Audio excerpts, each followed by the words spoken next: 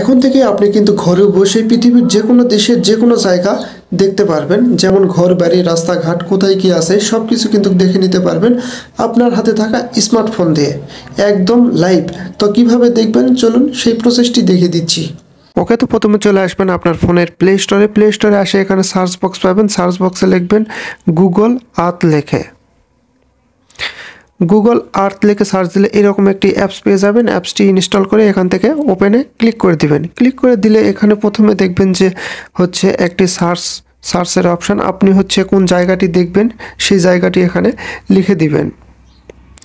তা আমি বগুড়া দিলাম, বগুড়া দেওয়ার পর এখানে সার্চে দিলাম। সার্চে দেওয়ার পর হচ্ছে এখানে দেখুন ম্যানের মতন একটা আইকন আছে, এখানে আপনারা ক্লিক করে দিবেন। ক্লিক করে দিলে কিন্তু এখন রাস্তাগুলো নীল দেখাচ্ছে, এই নীলের উপর ক্লিক করে দিবেন। এখন দেখুন একদম কিন্তু লাইভে আমরা কিন্তু সব কিছু দেখতে পাচ্ছি।